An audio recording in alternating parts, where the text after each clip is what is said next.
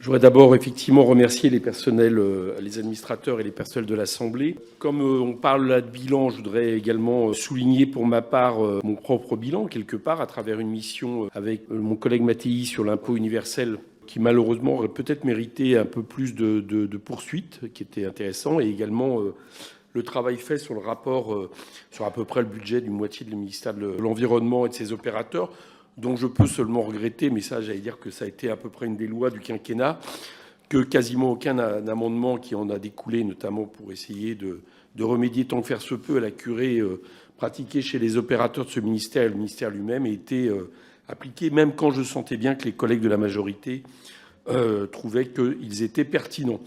Bon, c'est difficile de faire un bilan sans évidemment parler de la politique menée. C'est une politique néolibérale, vraiment classique, au sens où vous aurez la majorité, le gouvernement aura mis tous les services de l'État au service d'une politique libérale de libre-échange, une politique d'austérité, une politique de l'offre. Moi, ce que je regrette, c'est qu'on ait finalement eu peu de bases, ici même d'ailleurs, peut-être à travers le choix des rapports, de façon à pouvoir contrer à certains moments les chiffres annoncés pour prouver que cette politique de la part du gouvernement était efficace. Bon. J'observe une chose, par exemple, on est beaucoup à aller chaque fin d'année au débat de l'Institut de politique publique, qui dit des choses en matière de résultats d'investissement et de l'emploi, qui d'ailleurs se retrouvent dans à peu près tous les rapports officiels par rapport à la politique qui a été menée, c'est-à-dire en gros, on n'en voit pas trace en termes d'impôts, d'investissement et d'emploi.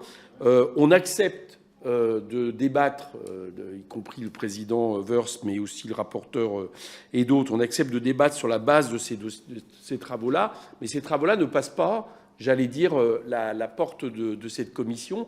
Et je trouve que ça aurait été intéressant parce que, au lieu que ce soit à chaque fois en 2 minutes l'opposition qui démonte des chiffres, je vous en donne un seul. On nous dit, par exemple, il y a plein de créations d'emplois dans ce pays, c'est historique, etc.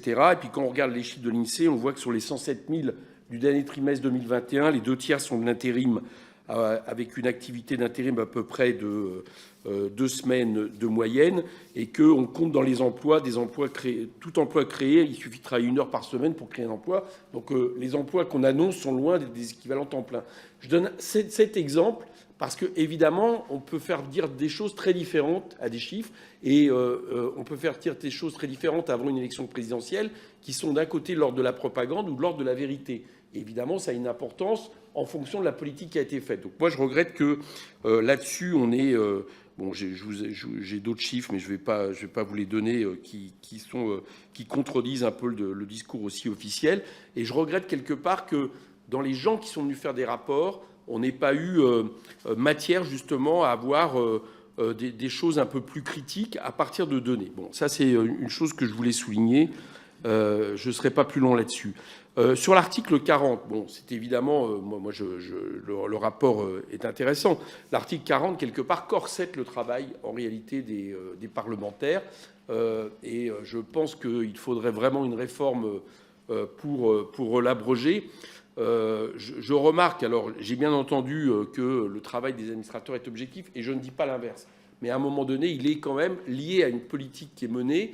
Et je trouve qu'il y a eu beaucoup d'amendements qui ont été empêchés pour l'opposition, y compris à certains moments sur des amendements dits cavaliers, dont l'interprétation pouvait, à mon avis, laisser à débattre, et qui ont, je trouve, posé des problèmes. Je trouve que l'article 40, en tout cas, est véritablement quelque chose, à mon avis, à supprimer. Je ne peux pas ne pas terminer cette intervention sans parler, Éric Woerth, de votre présidence et du fait que vous soyez resté président. Bon, je vais en parler pourquoi. D'abord parce qu'en réalité, dès le départ, nous avions dit, quand un républicain s'était proposé à la présidence, que ça nous posait quelques problèmes, parce qu'en réalité, je considère qu'il n'y a pas de différence idéologique sur le plan économique et financier entre ce que vous portez, là j'allais dire le groupe républicain, et En Marche. C'est une question de degré, mais pas idéologiquement, et du coup ça donne une tournure déjà problématique. Mais votre évolution, Éric Woerth, depuis plusieurs mois,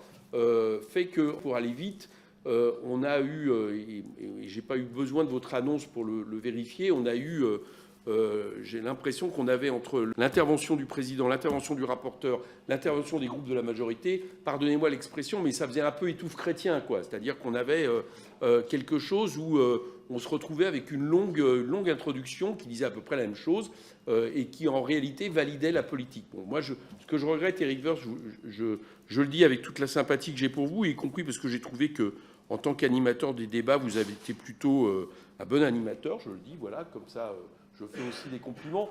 Mais je trouve quelque part que votre décision, soit elle aurait dû venir plusieurs mois avant, voilà, en fonction de choses qu'à mon avis vous aviez décidées, et ce qui aurait là du coup posé encore plus clairement la question de votre démission, soit il aurait au moins pour la forme peut-être fallu attendre la fin de ce mandat de façon à ne pas se retrouver dans cette situation, mais peut-être que dans ces cas-là, vous n'auriez pas pu rejoindre la campagne de M. Macron avec le titre de président de la Commission des finances, qui est évidemment un apport. Je ne sais pas si c'est ça qui a guidé, mais je regrette la manière dont ça s'est fait, et je regrette que, au moins par principe, vous n'ayez pas démissionné pour les raisons dites.